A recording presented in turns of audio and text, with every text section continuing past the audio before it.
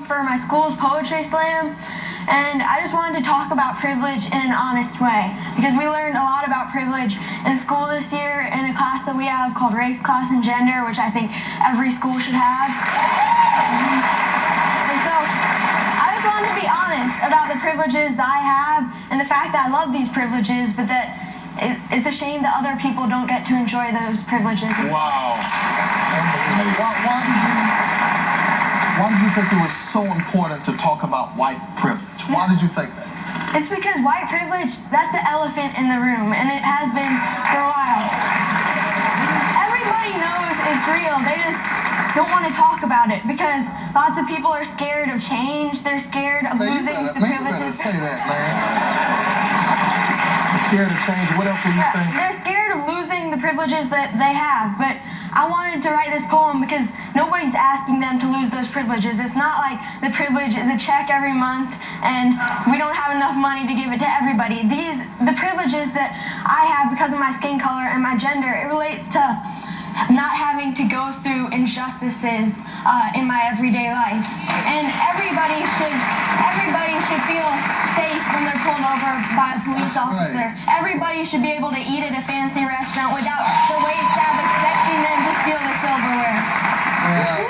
Royce, I'm moved, man. I want to give a shout out to your school, the Padale School in Atlanta, Georgia. That's one of the greatest schools in the nation, man. Proud of that. Awesome. You know, you're saying things that a lot of adults don't have the courage to say. I mean, it's mind-blowing to hear a 14-year-old talk with such wisdom and such, objectivity. What has the response been to your poem? Yeah, there's been definitely a mixed response. There's been a lot of negative comments, which I think is good because we can start a dialogue, which is really important. And there's also been a lot of positive comments. And there's one that I really thought summed it all up. Somebody on YouTube, they said that white privilege, the definition of white privilege is that life can be hard if you're white, but life is seldom hard because you're white. And if you want to think of it, in another way, it's that life can be easy if you're of a minority, but life is seldom easy because you're of a minority. I love it. You know what?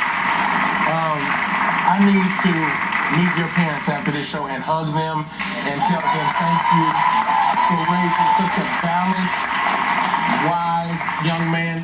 Have you written a lot of poetry before this? No, this was one of my first slam poems. My school, we have a slam poem competition every year in the junior high, and I was just writing it for that, but I just had so much fun writing it because I was able to get my opinions out and with my words, and I think that that's really important. Instead of doing it in a violent way, we need to change the world with our words.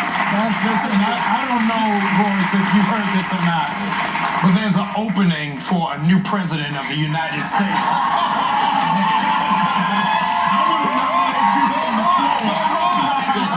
A 3-year-old daughter just went about 25 years.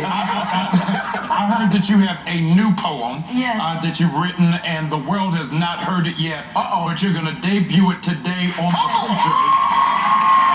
What is it called? This new poem is called All Lives Matter But.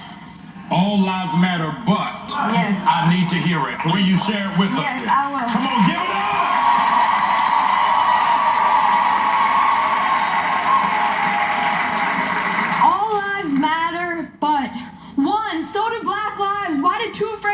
That should work side by side seem to only divide. 2, that's all anyone's saying. Black lives matter too.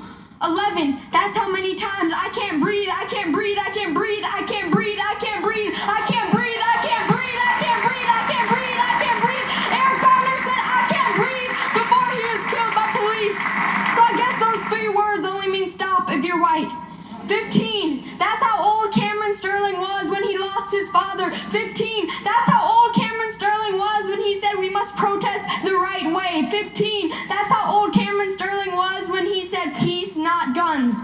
20, so why were 20 officers shot in retaliation when all that separates black and blue is only a few shades? 52, it's been 52 years since the Civil Rights Act passed and everyone supposedly became equal. Well, guess what? We're in 2016 and films about equality are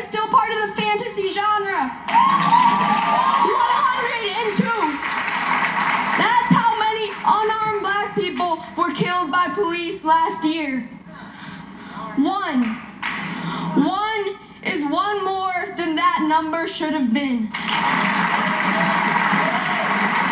Oh my God. Thank you, Royce. An incredible voice. An incredible voice, an incredible future. I'm appreciative for him sharing it with us. Would you please help me celebrate this incredible man?